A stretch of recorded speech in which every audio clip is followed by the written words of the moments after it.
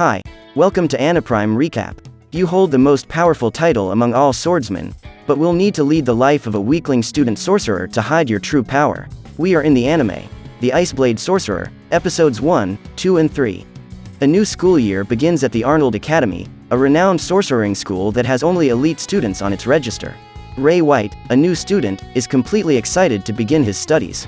While walking through the schoolyard, the young man bumps into some girls. He shows a friendly demeanor, charming Wanda and her friends. However, one of the girls reminds him that a specific new student would be arriving at the school on the day of the admission ceremony.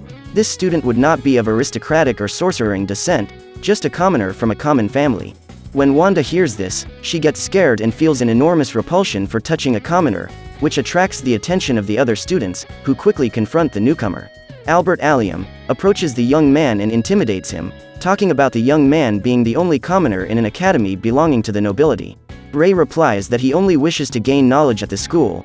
The bully becomes enraged and tries to attack him, but is quickly interrupted by the arrival of Amelia Rose, one of the top 3 nobles. The girl has a kind and noble personality. She is the first to welcome Ray, and informs him that he is the first regular to set foot in that academy, so she deduces that the newcomer has high expectations. Later, all the students meet to participate in the admission ceremony. The principal of the academy, Abby Garnett, declares that all students should strive to achieve their goals, so that they would not act recklessly during their school career. Next, the new student's representative also makes a speech. Amelia Rose says that she is honored to be the representative and that she will help her colleagues on this long journey of knowledge and honor. That morning, Ray introduces himself to his entire class. He informs them that he is in fact the first regular student in the school, but is willing to learn and master all the arts of sorcery. He quickly wins the admiration of his instructor, Helena Grady. Ray sits down in his seat, and as he looks out the window, he recalls sad moments from his past. In a few seconds, the instructor Grady notices that her student was distracted and throws a chalk in his direction. The young man holds the object, but the chalk explodes in his face. His teacher asks him to pay attention in class, and the young man apologizes. Grady tells Amelia to explain about the ranking of sorcerers. The representative replies that there are 5 ranks established by the sorcerer of society. They are bronze, silver, gold, platinum and grand, the rank considered sacred. Grady clarifies that in any era, there are only 7 sorcerers with the grand rank. They have perfected the complete essence of sorcery and are known as the 7 grand sorcerers. Some of them remain completely anonymous, but 3 of them are known to the Arnold Academy. The first is Abby Garnett, the principal of the school, who holds the title of Sorceress of the Flame for her mastery of fire magic. Next up is Caroline, the Sorceress of Fascination. She is noted for her great research in the area of sorcery and is the one who gets the most exposure to the students. And lastly, the Sorcerer of the Iceblade, a great hero known for the Far East War. After putting an end to the conflict, he disappeared, and so far there is no further news of him. Grady then tells his students that the main goal for all of them is to aim for the grand rank and to become one of the 7 great sorcerers. That morning, the instructor takes her class to perform basic sorcery exercises, informing them that they should all start as beginners, as they would learn important concepts at that stage. Professor Grady informs us that sorcery is a theoretical phenomenon derived from knowledge of matter. That is, sorcerers must first choose the raw material they will use and shape its form through the code present in a database. She creates a bouquet of icy flowers and then destroys them, stating that whatever they can create, they will also be able to destroy. The instructor also explains to her students that there are 4 categories of matter to form a spell. These are solid, liquid, gaseous, and plasma. So the sorcerer's apprentices begin to put into practice what they have learned during class. Amelia quickly stands out among all her classmates. She manages to create an icy rose without any difficulty. Ray, on the other hand, arouses Albert's anger. The bully is furious that he is in the same room as a simple commoner. After all, the novice failed to complete his task successfully, creating only 1 ice cube. Later, Ray walks through the halls of the academy and follows a girl in his class. The girl is looking for a specific book in the library and gets the newcomer's help to find it. Her name is Elisa Griffith. The young woman has a shy personality and doesn't seem to care that Ray is a commoner. Both have a great admiration for the theory of sorcery, and from this they begin to have a friendship. The protagonist notices that his colleague always uses a hood to hide and asks her about it. Elisa answers that her ears are pointed and that is why the other students make fun of her. She adds that she is half-elf, because only her mother has this lineage. At the end of the day, they both say goodbye and head to their dorms. Ray finds his roommate and is welcomed by Evie Armstrong. The young man says he doesn't care whether the newcomer is a commoner or a nobleman, all that matters is his physical condition. The next day, while running around the academy campus, Ray meets Rebecca Bradley, a third-year student. The girl proves to be nice to the protagonist, even though she knows he is not a nobleman. That morning, the rookie walks with his classmate Evie and discovers that Rebecca belongs to one of the top 3 families. The young man explains to Ray that there are 3 clans that are as powerful as the royal family, possessing political and economic powers. The 3 clans are Rose, Bradley and Olgren, all of which have prodigies as their respective representatives in the academy. When they arrive at the school, Ray tells Evie that he needs to talk to his instructor before the first class. The newbie walks down the hall and ends up bumping into another student. Her name is Clarice Clevelands. She introduces herself enthusiastically to the newcomer, but ends up getting frustrated that Ray has never met a member of her clan. The protagonist clarifies that he was raised in the countryside and doesn't know much about the families of the nobility. After that, Ray moves on to the fencing room. The newcomer will duel Albert.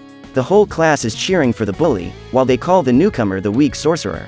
The duel begins and the student of the nobility unleashes an attack against his opponent, but the protagonist cancels the blow with his sword. This move impresses all his colleagues who are watching the confrontation. Then they both launch a direct attack, but Ray uses magic on his wooden sword and completely destroys his opponent's weapon, winning the fight.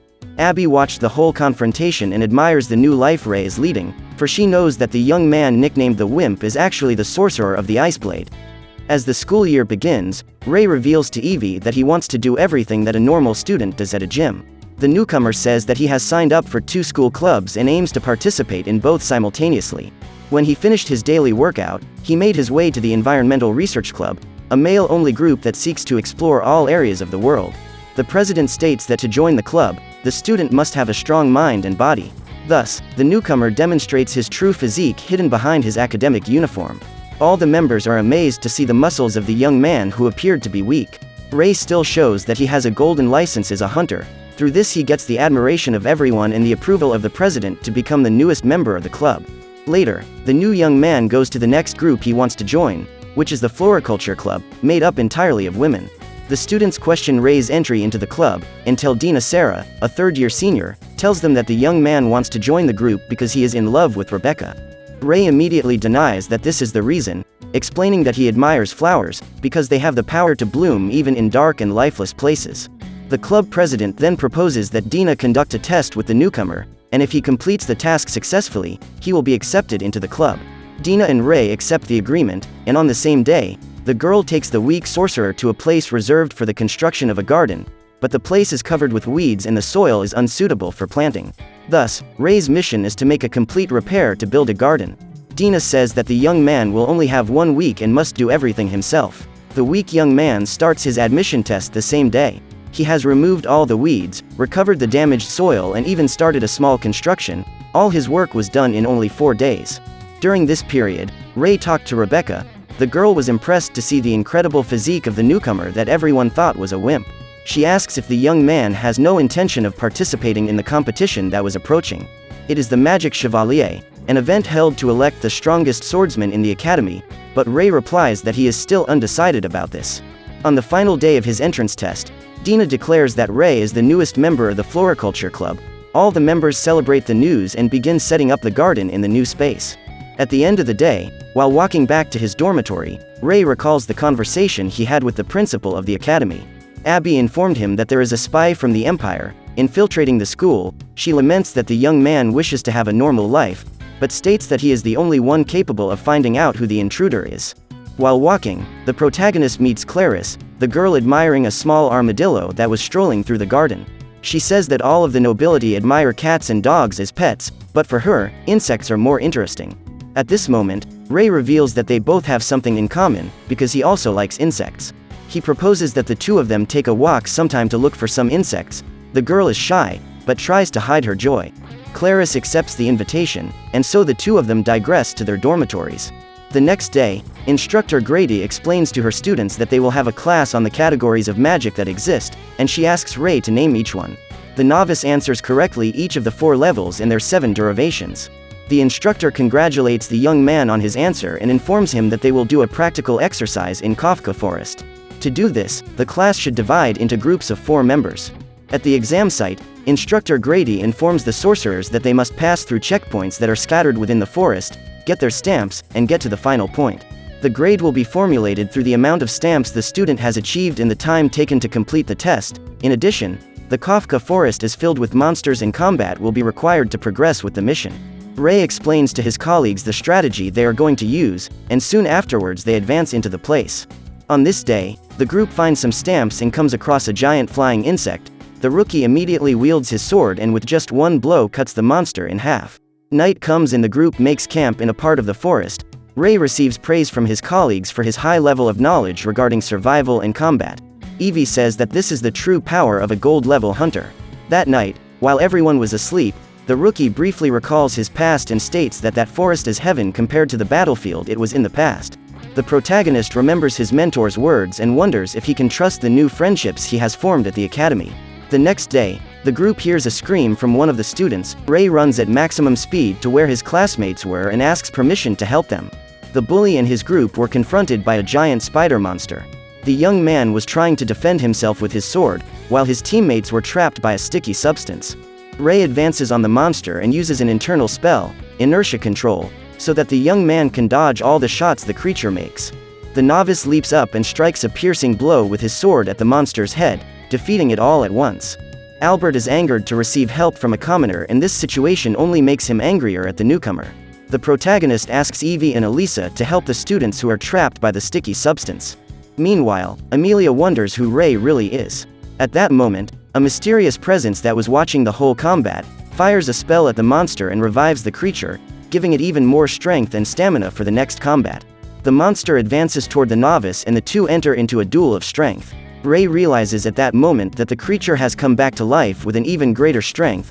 The young man strikes a few blows with his sword, but the giant spider resists all blows.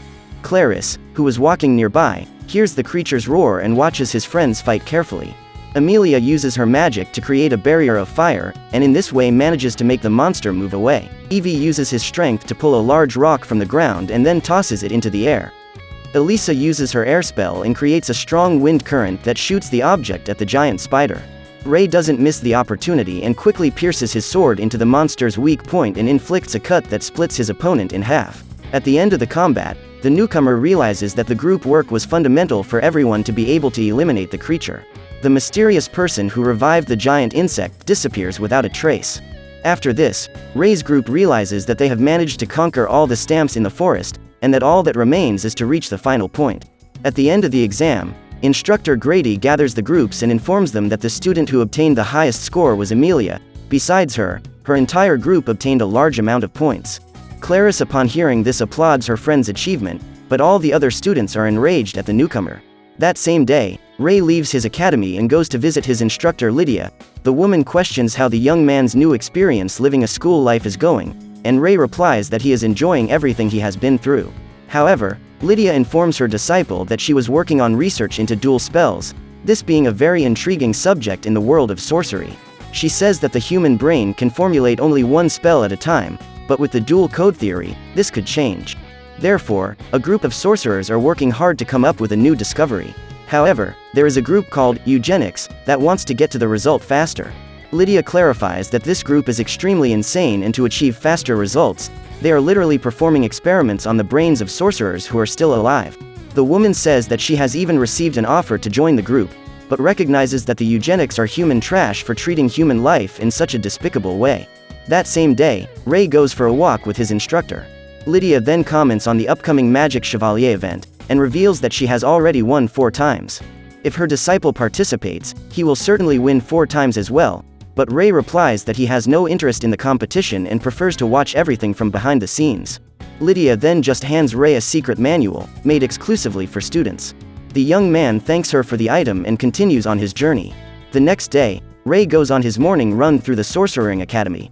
On the way he runs into Elisa. The girl tells him she is going to the Central District Library, and the two of them head there together. In the library, Elisa is very interested in the theory of the double code. She tries to understand all the research and fundamentals already established to further her knowledge.